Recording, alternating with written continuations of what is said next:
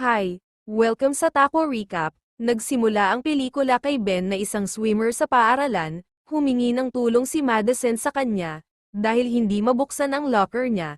Hiniram ni Ben ang hair clip niya para mabuksan ang locker. Matapos mabuksan nagpasalamat si Madison at sinabihan si Ben na sa kanya muna ang kanyang hair clip.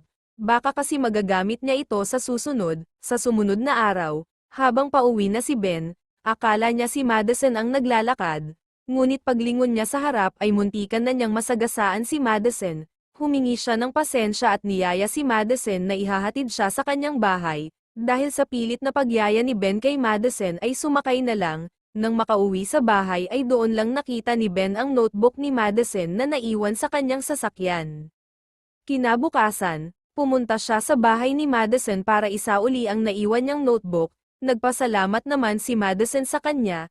Niyaya naman siya ni Madison na kumain sa labas, sa restaurant. Sinabihan ni Ben si Madison na may girlfriend na siya. Para hindi umasa si Madison sa kanya, sumagot din naman si Madison na may boyfriend din siya sa New York. Matapos magkwentuhan gustong pumunta ni Madison sa swimming pool ng kanilang paaralan. Sa pool, nagpaturo si Madison kay Ben. Pumayag naman si Ben at hinawakan si Madison hanggang makarating sa pinakamalalim na parte ng pool. Inumpisahan na ni Madison na akitin si Ben, habang si Ben ay nagdalawang isip na tuhugin si Madison dahil naalala niya ang kanyang girlfriend na si Amy. Sinabihan siya ni Madison, na gusto niyang magpasibak, naghalikan na ang dalawa at dahan-daang sinibak ni Ben si Madison. Matapos ang sibakan, inihatid na ni Ben si Madison. Sinabihan naman siya ni Madison na huwag ipagkalat ang nangyari sa kanilang dalawa. Kinabukasan, nagising si Ben sa tawag ng kanyang girlfriend na si Amy. Tinanong siya nito kung bakit hindi siya pumunta sa kanyang tinatrabahuan para samahan kagabi. Nagsinungaling naman si Ben na may tinatapos siyang assignment. Nagsimula nang magsisi si Ben sa nangyari sa kanila ni Madison. Sa sumunod na eksena, habang nasa party, pinakilala ni Amy si Madison kay Ben. Nagulat naman si Ben dahil magkakilala pala ang dalawa. Nagpanggap naman si Ben at Madison na hindi magkakilala sa harap ni Amy.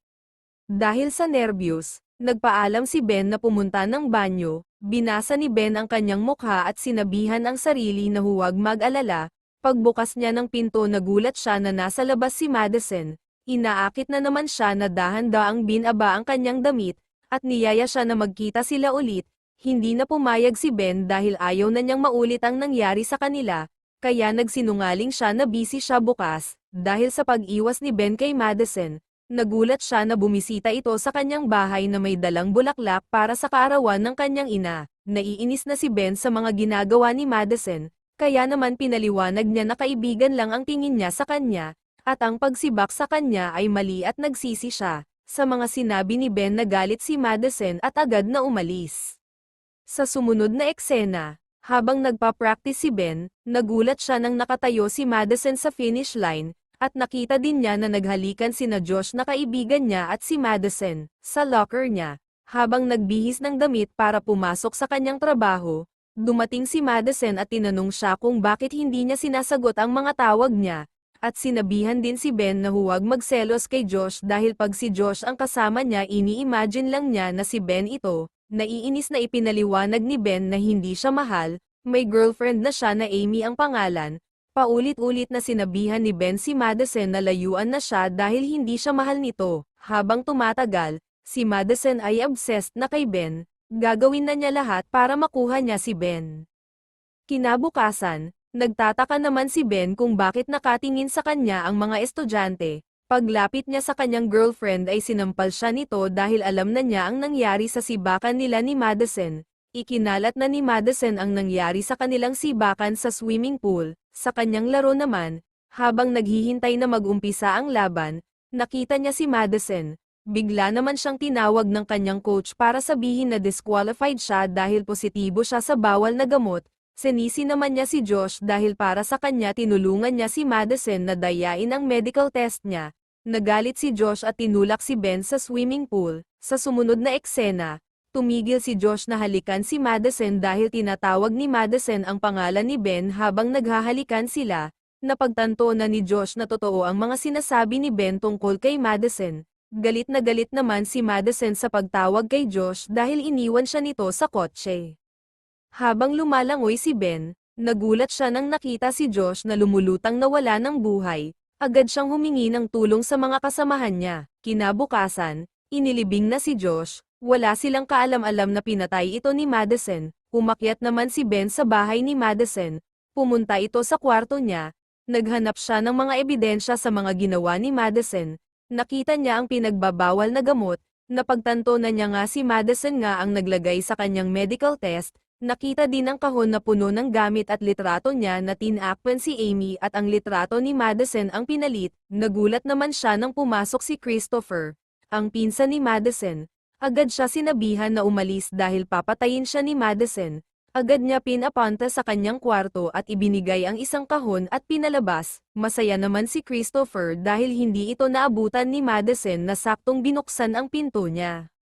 Tiningnan ni Ben ang kahon na binigay ni Christopher. May mga dyaryo ito na may pangalan na Jake. Agad siyang nilapitan ni Christopher at sinabihan na sumama sa kanya dahil may ipapakita siya. Nang nakarating na, hindi na sumama si Christopher sa loob. Pumasok na si Ben at nakita si Jake na agaw buhay. Nalaman niya na boyfriend pala ito ni Madison na isa ding varsity player. Aksidente pala ng sasakyan ang nangyari. Ngunit si Madison na sakay din ay walang nakuhang sugat kaya naman ang ina ni Jake ay nagtataka sa nangyaring aksidente. Napagtanto na ni Ben na delikado si Madison na may sakit ito sa isip. Walang namang kamalay-malay si Ben na ginamit ni Madison ang kanyang sasakyan para banggain si Amy. Sa hospital, nagpanggap na doktor si Madison. Pinuntahan niya si Amy para tuluyang patayin. Ngunit sa speaker ng hospital, tinatawag nito ang pangalan ni Jake na pumunta sa nurse office. Nagtataka naman si Madison sa pangalan ng kanyang boyfriend, kaya naman pumunta siya sa nurse office. Nakita niya ang lalaki na suot ang varsity jacket ng kanyang boyfriend. Akala niya na magaling na ang kanyang boyfriend kaya sinundan niya ito sa parking area. Tinawag niya ulit ang lalaki. Paglingon ay kanyang pinsan na si Christopher pala. Nagalit siya sa pagkukunwari ni Christopher. Sasaksakin na sana niya ito nang hawakan siya ni Ben at inagaw ang patalim. Walang kamalay-malay si Madison na may video ang pag-amin niya na pinatay niya si Josh at pagbangga kay Amy. Dumating ang pulis at hinuli siya. Nasa kustodiya na ng mga pulis si Madison nang huminto ang sinasakyan niya dahil may parating na tren. Nakita naman niya ang baril ng pulis. Agad niyang kinuha ito at binaril ang mga pulis. Sa sumunod na eksena, humingi ng tawad si Ben kay Amy sa nagawa niyang pangloloko sa kanya at pinapangako na hindi na uulitin ito. Bigla naman tumunog ang doorbell, at kaagad pinuntahan ni Ben at binuksan ang pinto. Pagtingin niya ay nakita niya ang sasakyan ng pulis. Kampante lang siya dahil akala niya binabantayan lang sila. Ngunit pagpasok niya ulit sa bahay, nakita niya ang kanyang ina na nakahiga, at siya din ay hinampes sa ulo at nawalan ng malay. Ilang minuto lang ay nagising din siya. Pagbukas sa kwarto niya ay wala na si Amy. Agad siya sumakay sa kanyang kotse at hinanap si Madison at Amy.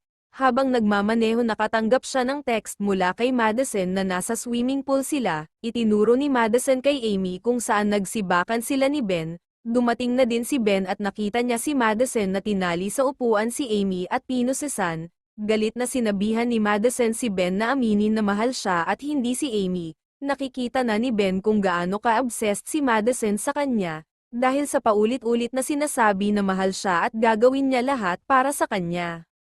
Dahil sa hindi pagtanggap ni Ben sa pagmamahal ni Madison, inuhulog na niya si Amy. Agad na lumangoy si Ben. Si Amy ay nawalan na ng hininga at dali-daling iangat si Amy ngunit mabigat ang upuan kaya hinanap niya ang hair clip at ginamit ito para mabuksan ang posos. Nakaahon na sila Ben nang pinapalo sila ni Madison. Nahawakan ito ni Ben at tinulak si Madison sa tubig. Humawak si Madison kay Ben dahil hindi ito marunong lumangoy.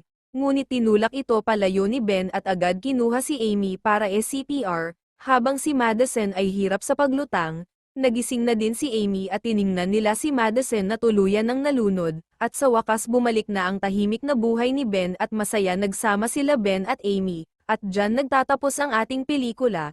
Maraming salamat po sa panonood. Huwag kalimutang mag-subscribe para malaman ang susunod kong upload dito sa Taco Recap Movie. Maraming salamat po ulit.